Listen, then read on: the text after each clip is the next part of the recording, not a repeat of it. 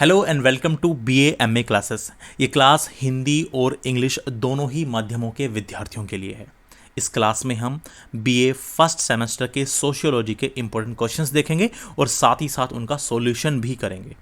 और ये सॉल्यूशन दोनों लैंग्वेज में होंगे, हिंदी में भी और इंग्लिश में भी। और ये क्लास सभी यूनिवर्सिटी के एग्जाम्स के लिए बहुत बहुत उपयोगी है। तो सीधा क्वेश्चंस पे आते हैं। ये क्वेश्चंस हैं शॉर्ट आंसर टाइप क्वेश्चन। और इसमें जो सबसे पहला क्वेश्चन है वो है what is scope of sociology, समाज शास्त्र का क्षेत्र क्या है। दूसरा क्वेश्चन है differentiate between sociology and political science, समाज शास्त्र एवं राजनीति शास्त्र में अंतर बताइए। तीसरा क्वेश्चन आपके सामने कुछ इस प्रकार से है what is the characteristics of community, समुदाय की विशेषता क्या है। अगला क्वेश्चन है डिफाइन मीनिंग ऑफ किनशिप, नातेदारी का अर्थ परिभाषित कीजिए। अगला क्वेश्चन है व्हाट इज कल्चरल रिलेटिविज्म, सांस्कृतिक सापेक्षवाद क्या है। Next question is define competition, प्रतियोगिता को परिभाषित कीजिए। अगला क्वेश्चन है व्हाट इज फोकवेज, जनरीतियां क्या है। अगला क्वेश्चन आपके सामने कुछ इस प्रकार से है डिफाइन सोशल स्ट्रेटिफिकेशन, सामाजिक स्तरीकरण को परिभाषित कीजिए।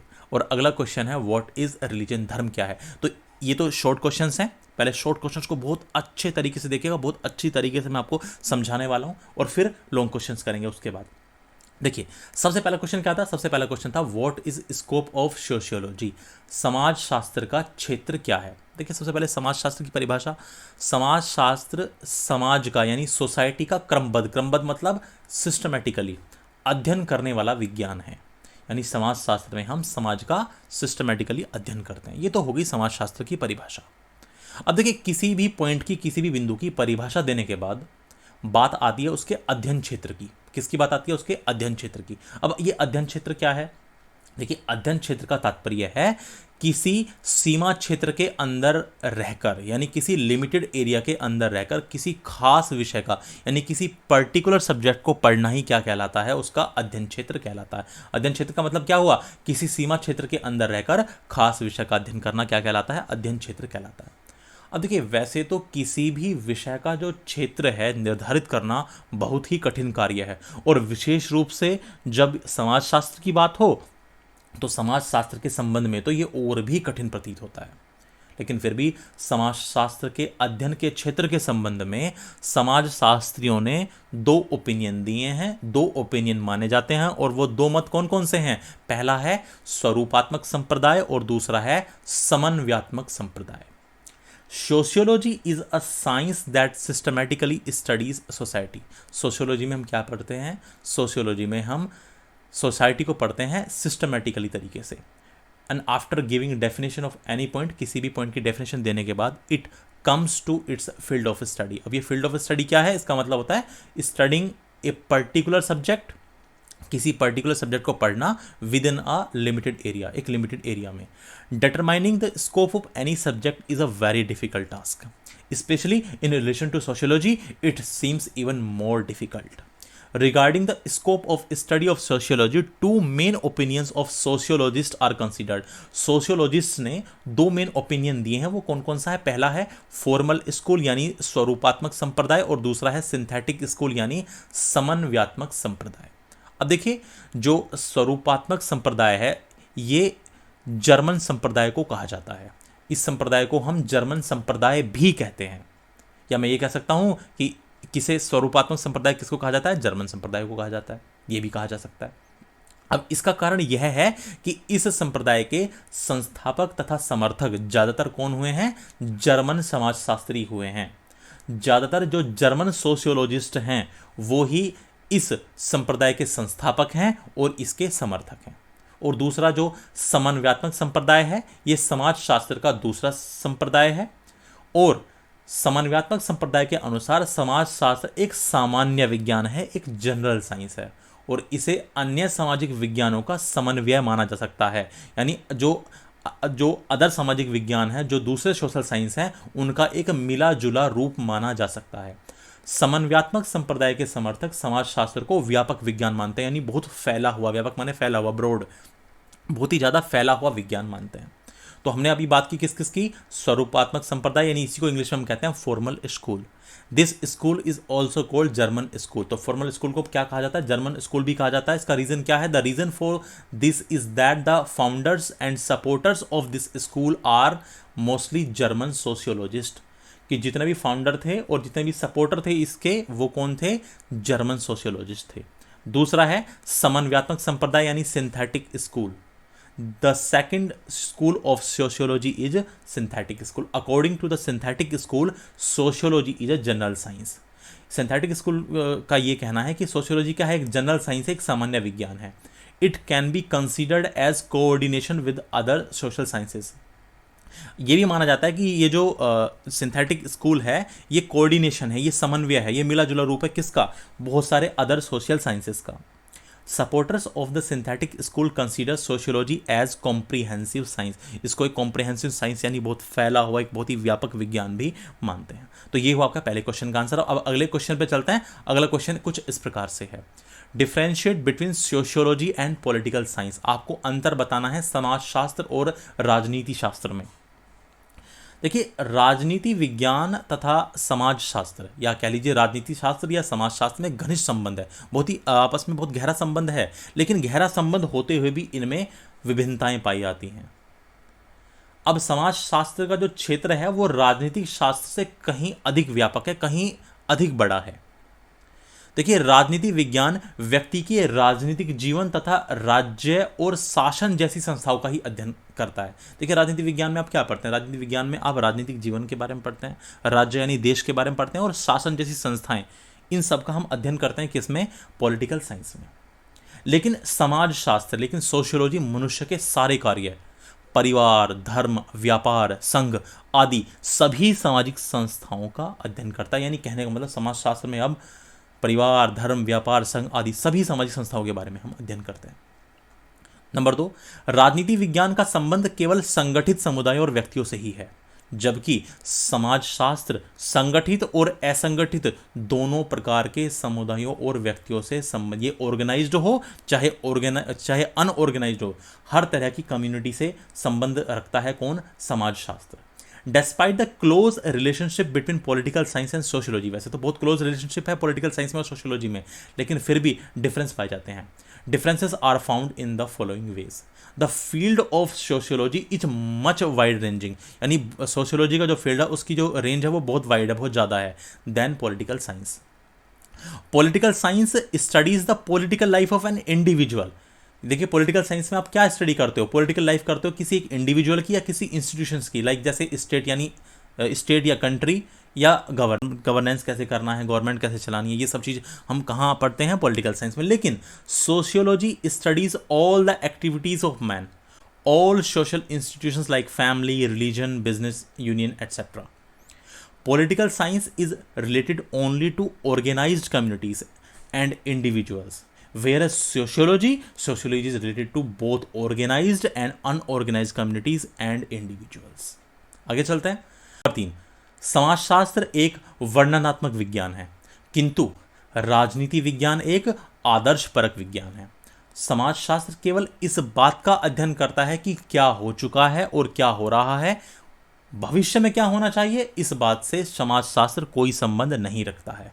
लेकिन राजनीति विज्ञान इससे संबंध रखता है और इसका उद्देश्य एक आदर्श अवस्था की प्राप्ति है, एक आइडियल स्टेट को अचीव करना ही इसका लक्ष्य होता है। Sociology is a descriptive science but political science is a normative science. Sociology only studies what has happened and what is happening. Sociology is not concern with what should happen in the future, but political science is concerned with it and its objective is to achieve an ideal state. अगला question आपके सामने कुछ इस प्रकार से, इस question का answer हो गया, तो ये हुआ इस क्वेश्चन का आंसर। अब अगला क्वेश्चन आपके सामने कुछ इस प्रकार से, what is the characteristics of community. समुदाय की विशेषता क्या है। देखिए, समुदाय का तात्पर्य व्यक्तियों के किसी भी ऐसे बड़े समूह से होता है जो एक निश्चित क्षेत्र के अंदर रहता है तथा जिसमें उसके सदस्यों का सामान्य जीवन व्यतीत होता है। अब दूसरे शब्दों में कहें तो जब किसी समूह के सदस्य इस प्रकार साथ साथ रहते हों कि उनका ऐसा रहना किसी विशेष योजना या स्वार्थ को लेकर नहीं है, बल्कि उनमें सामान्य जीवन की आधारभूत बातें, यानी उस कॉमन लाइफ को जीने के लिए जो बेसिक चीजें हैं वो एक ही हों, तो उस समूह को हम समुदाय के नाम से जानते हैं। Community means any large group of people who live within a certain area and in which its members live a common life. In other words, when the members of a group live together in such a way that their living together is not based on any special plan or selfishness, but rather they have the same basic things of common life, then we know that group as a community. अब बात करें इसकी विशेषताओं की, characteristics की, तो देखिए समुदाय की विशेषताएं में जो सबसे पहला पॉइंट है वो है निश्चित भूभाग। समुदाय के लिए एक निश्चित भूभाग का होना बहुत जरूरी है, एक निश्चित क्षेत्र का होना बहुत आवश्यक है। ज्यादातर समुदाय एक निश्चित स्थान पर ही बसे होते हैं और एक निश्चित भूभाग पर रहने से उनमें एकता और संगठन काफी मजबूत होता है। दूसरी विशेषता समुदाय की है, समुदाय व्यक्तियों का समूह है। और देखिए व्यक्तियों के बिना समुदाय का निर्माण नहीं हो सकता। तो कम्युनिटी की जो कैरेक्टरिस्टिक्स हैं उसमें जो सबसे पहला है वो है फिक्स्ड एरिया यानी निश्चित भूभाग। It is very important for a community to have a definite land और area. Most of the communities are settled at a fixed place, and by living on a fixed land, their unity and organization becomes very strong. And second point is, community is a group of individuals. A community cannot be formed without individuals. अगला point है सामुदायिक भावना। देखिए समुदाय में सामुदायिक भावना पाई जाती है। एक भूभाग यानी एक ही क्षेत्र से संबंधित होने, बहुत सारी समान आवश्यकता और अनुभव रखने, एक जैसे तीज त्योहार व उत्सव में भाग लेने और एक जैसे जीवन मूल्यों से संबद्ध होने, संबद्ध मतलब जुड़ा होने, जीवन मूल्य मतलब लाइफ की वैल्यूज, एक जैसी लाइफ की वैल्यूज से जुड़े होने की वजह से एक समुदाय के व्यक्तियों में जो एकता की भावना, अपनेपन की भावना उत्पन्न होती है, उसे ही हम सामुदायिक भावना कहते हैं। छोटे समुदायों जैसे किसी एक गांव में लोग एक स्थान पर बसे होते हैं, एक दूसरे के सुख दुख में भाग लेते हैं, बहुत सारे एक जैसे रीति रिवाज, संस्कार और त्योहार आदि से बंधे होते हैं और लगभग एक साथ जीवन व्यतीत करते हैं। इसलिए उनमें सामुदायिक भावना अत्यधिक मजबूत होती है, अत्यधिक दृढ़ होती है। सामुदायिक भावना मतलब community spirit. Community spirit is found in the community, the feeling of unity and belongingness that develops among the people of a community due to belonging to the same region, same area, having many similar needs and experiences, participating in the same festivals and celebrations, and being associated with the same life values. तो ये सब क्या करता है, ये arise करता है कैसी फीलिंग्स को, which are called community spirit। तो जिन फीलिंग्स को, जिन भावनाओं को ये अराइज करता है, बढ़ाता है, उसी को हम क्या कहते हैं, कम्युनिटी स्पिरिट कहते हैं। In small communities like a village, people are settled at one place, participate in each other's happiness and sorrow, and are bound by many common customs, rituals and festivals etcetera, almost the same. This way they live their lives and the sense of community is very strong among them. तो ये हुआ आपके इस question का answer. अब हम चलते हैं अगले क्वेश्चन पे। देखिए अगला क्वेश्चन है डिफाइन मीनिंग ऑफ किनशिप, नातेदारी का अर्थ परिभाषित कीजिए।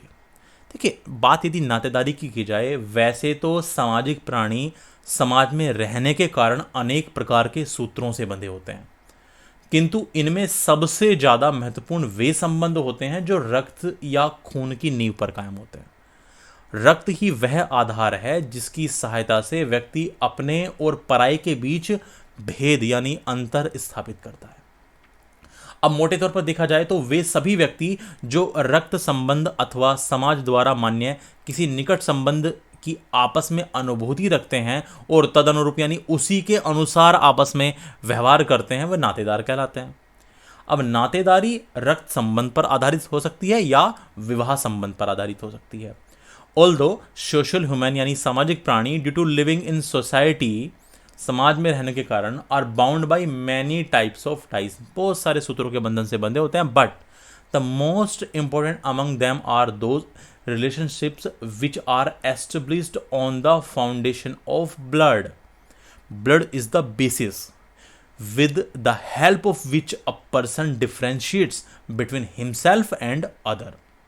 Mainly all those people who have a mutual feeling of blood relation or any close relationship recognized by the society and behave accordingly among themselves are called relatives या kins. Kinship can be based on blood relation or marriage relation. विवाह संबंधों के अंतर्गत न केवल विवाहित दंपति बल्कि पति के परिवार और पत्नी के परिवार के लोग, पति के परिवार के संबंधी और पत्नी के परिवार के संबंधी भी सम्मिलित होते हैं। संबंधों का ताना बाना बढ़ता जाता है और इस प्रकार नातेदारी संबंधों में अनगिनत लोग शुमार किए जा सकते हैं, किंतु वास्तव में आमतौर पर वे ही लोग नातेदारी में शामिल किए जाते हैं जिनमें कमोवेश यानी लगभग मोर और लेस निकटता हो और वे एक दूसरे को नातेदार के रूप में पहचानते हो। Marriage relations include not only the married couple but also the husband's family and the wife's family, the husband's family relatives and the wife's family relatives. This web of relationships keeps on increasing, and in this way countless people can be included in kinship relations. But in the reality, generally only those people are included in kinship who have more or less closeness and they are close to each other, recognized as relative. अब चलते हैं अगले question पर। अगला question आपके सामने कुछ इस प्रकार से है, व्हाट इज कल्चरल रिलेटिविज्म? सांस्कृतिक सापेक्षवाद क्या है? देखिए, सांस्कृतिक सापेक्षवाद यह विचार है कि किसी व्यक्ति के विश्वासों और प्रथाओं को उस व्यक्ति की अपनी संस्कृति के आधार पर समझा जाना चाहिए।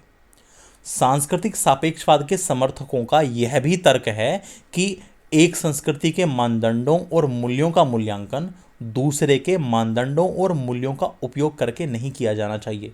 यहाँ पर कहने का अभिप्राय ये है, मान लीजिए दो क्षेत्र हैं, उन दोनों की अपनी अलग अलग संस्कृति। मैं एक उदाहरण के माध्यम से आपको समझाने का प्रयास करता हूँ। जैसे हम संयुक्त राज्य अमेरिका यूएसए का एक उदाहरण लेते हैं। देखिए, वहाँ के कल्चर को आप समझने की कोशिश करिए। मान लीजिए आपने रास्ते में जाते हुए किसी को अंकल या आंटी कह दिया, तो यदि आपने वहाँ पर ऐसा किया तो ये वहाँ पर सांस्कृतिक रूप से उनके कल्चर में गलत माना जाता है और ऐसा माना जाता है कि आप एक असभ्य व्यक्ति हैं, आप एक उद्दंड व्यक्ति हैं, आपको अक्ल नहीं है।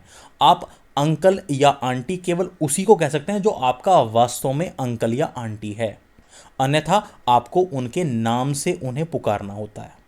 सपोज करिए, जैसे मान लीजिए कुछ बच्चे अपने दोस्त के घर गए और उनके दोस्त के पिताजी मिले और उनके दोस्त के पिताजी का नाम मान लीजिए जॉन है या स्मिथ है, तो वहाँ पर अंकल आंटी नहीं चलता, वो सीधा नाम लेके बोलते हैं, good morning mister John, good morning mister Smith. अब यदि इसी चीज़ को आप अपने यहाँ पर अप्लाई कर दीजिए, मान लीजिए आप कहीं गए, आप अपने दोस्तों के घर गए, वहाँ पर उनकी दादी जी हैं और आपने कहा गुड मॉर्निंग मिसेज रामकली, तो बताइए कैसा प्रतीत होगा? ऐसा लगेगा कि आपको अक्ल नहीं है, आप असभ्य हैं। तो हमने क्या समझा? हमने ये समझा कि देखिए, जो कल्चर होता है वो अलग अलग क्षेत्रों में अलग अलग हिसाब से हो सकता है। तो हमें किसी कल्चर को ये नहीं समझना चाहिए कि एक संस्कृति जो है उसके मानदंडों और मूल्यों का जो मूल्यांकन है, यानी जो आपको डिसीजन करना है, वो दूसरे के मानदंडों या मूल्यों का मूल्यांकन करके नहीं करना है, बल्कि किसी व्यक्ति के विश्वासों और प्रथाओं को उस व्यक्ति की अपनी संस्कृति के आधार पर समझा जाना चाहिए। कहने का मतलब यह हुआ कि सांस्कृतिक सापेक्षवाद एक संस्कृति को अपनी शर्तों पर समझने की क्षमता है, न कि अपनी संस्कृति के मानकों का उपयोग करके निर्णय लेने की। हम ये निर्णय नहीं ले सकते कि यूएसए में ये गलत है, कि वहाँ ऐसा नहीं होना चाहिए। देखिए, सांस्कृतिक सापेक्षवाद के परिप्रेक्ष्य का उपयोग करने से यह देखने को मिलता है कि नैतिकता, कानून, राजनीति आदि की प्रणालियों की तुलना में कोई भी संस्कृति दूसरी संस्कृति से श्रेष्ठ नहीं है। Cultural relativism is the idea that a person's beliefs and practices should be understood based on that person's own culture. Proponents of cultural relativism also argue that the norms and values of one culture should not be evaluated using the norms and values of another. देखिए, हम USA के culture को अपने हिसाब से जज नहीं कर सकते, अपने यहाँ के कल्चर के हिसाब से हम उसको जज नहीं कर सकते। Cultural relativism is the ability to understand a culture on its own terms rather than making decisions using the standards of one's own culture. Using the perspective of cultural relativism, it is seen that no culture is superior to another when compared to systems of morality, law, politics, etc. तो देखिए, ये आपके मैंने 5 questions करा दिए हैं। अब बचे हुए जो 4 शॉर्ट क्वेश्चंस हैं वो अगली वीडियो में, और फिर उससे आगे मैं आपको लॉन्ग क्वेश्चंस कराने वाला हूं। जल्दी ही आपको इसका पार्ट 2 उपलब्ध करा दिया जाएगा। Thank you so much for watching, और यदि आपको अच्छे से समझ में आया तो एक लाइक देना बिल्कुल ना भूलिएगा। Thank you so much.